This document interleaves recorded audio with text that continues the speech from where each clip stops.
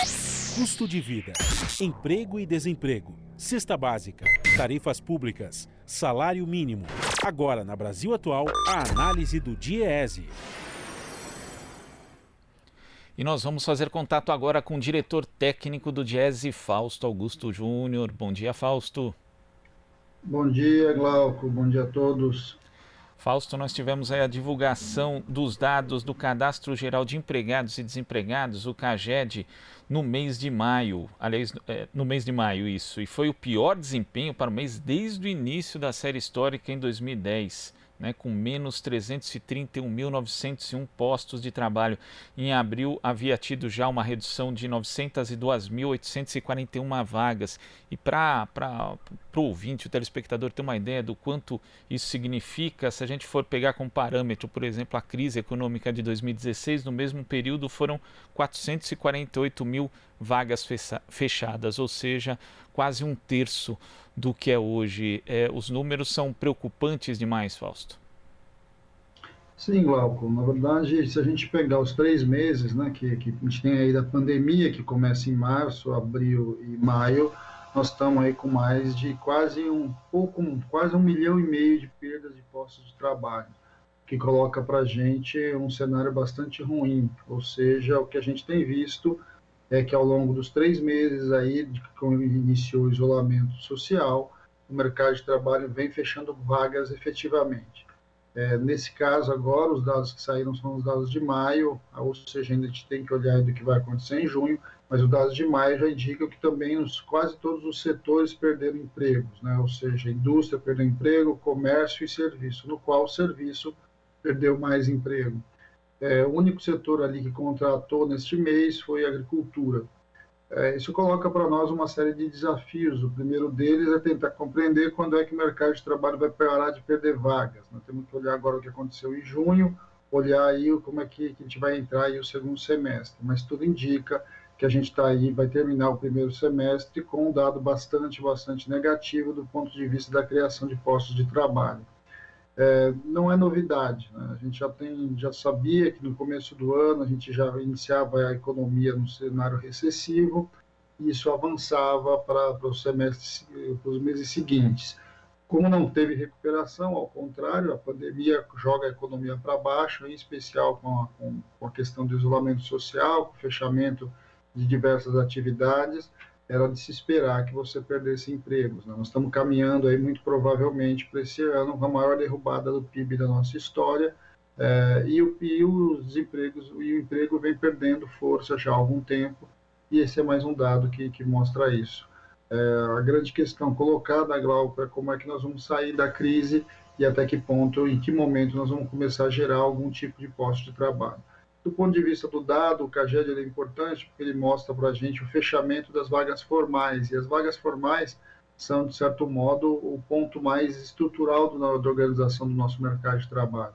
A gente já tinha visto, já tem falado, do ponto de vista da economia em geral, a pandemia ela aumentou e colocou, e a perda de renda do setor informal foi muito imediata, foi relativamente rápida, iniciou o processo de crise, a pandemia, você já viu ali a desestruturação do mercado informal, e agora o que a gente está vendo é, mês a mês, um conjunto de perdas de emprego do núcleo duro do mercado de trabalho. Isso, inevitavelmente, tem consequências em toda a economia. E Fausto, quando a gente vê, por exemplo, essa queda no setor de serviços, menos 143.479 vagas, a gente sabe que é um setor que funciona muito na base da demanda, ou seja, se tem demanda, consegue vender, se não tem, não vai vender, o negócio vai fechar. E não tem nenhuma medida específica do governo justamente para estimular essa demanda. Pelo contrário, quando o governo acena com algumas iniciativas, são programas de privatização, e a gente sabe que programa de privatização em geral significa mais fechamento de postos de trabalho, ou seja, menos demanda, menos a economia ali rodando. O problema também é esse, Fausto? Não existe nenhuma iniciativa do governo, pelo menos no horizonte próximo, que possa apontar aí para as pessoas, para promoverem aí os seus negócios ou mesmo grandes investimentos virem ao Brasil. Não tem nada disso, Fausto? Não, e nesse caso ainda específico, Glauco, a gente tem que olhar que nós estamos num momento de excepcionalidade, ou seja, nós estamos ainda na pandemia, Nós estamos ainda com a curva ascendente do vírus, ou seja, a gente há uma enorme insegurança do ponto de vista para onde as coisas vão caminhar. O mercado começa a abrir novamente, o comércio tem reaberto, essa semana aí começa a reabertura de bares e restaurantes, mas a gente sabe que, objetivamente, a doença ainda está aí. A única forma, de fato, de você ter tranquilidade nesse momento é quando você puder dizer que o vírus não circula mais no Brasil, que deve demorar algum tempo para isso. Bem, olhando para esse cenário e a gente pensando um pouco aí o que pode e o que deve ser feito, o que a gente assistiu é que, em especial no caso das micro e pequenas empresas, as iniciativas que o governo adotou, elas tiveram baixa eficácia. Né? Nós não vimos, de fato, o empréstimo que era para as pequenas e médias empresas não chegou. Menos de 15% dos recursos liberados chegaram, de fato, na ponta. Isso tem a ver, inclusive, com a política adotada. A lógica que foi construída a partir da 936, né, que foi, de certo modo, uma ajuda do governo para que as empresas não demitissem, ela teve uma adesão relativamente alta. Nós estamos com mais de 10 milhões de pessoas que aderiram à redução da jornada e à redução de salário. Agora, o que a gente está vendo aí é, inevitavelmente, uma parte importante da economia preferiu desempregar, até porque a gente lembra que essas medidas provisórias, em momento nenhum, de fato, garantiam emprego.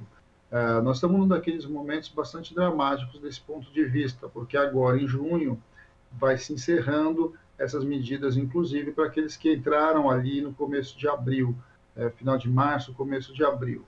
O que o governo ontem apontou é que talvez haja uma renovação, ele afirmou que mas o decreto precisa ser assinado, o que pode trazer, inclusive, mais insegurança para os próximos meses, aí, do ponto de vista da criação ou do fechamento de vagas de trabalho.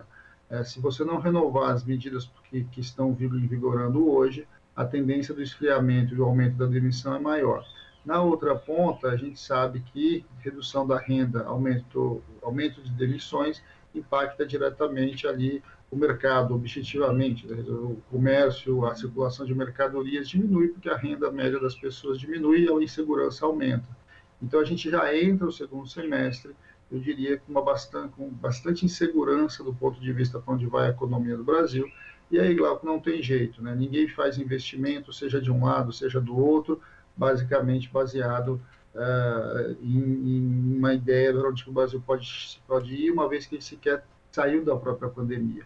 A tendência nossa para o segundo semestre é um segundo semestre bastante frio do ponto de vista econômico, uma vez que as expectativas ainda não estão definidas, né? O governo ainda não colocou, de fato, um programa de ação que possa puxar a economia, não tem nenhuma medida mais efetiva do ponto de vista de geração de empregos, não tem política ativa de geração de empregos.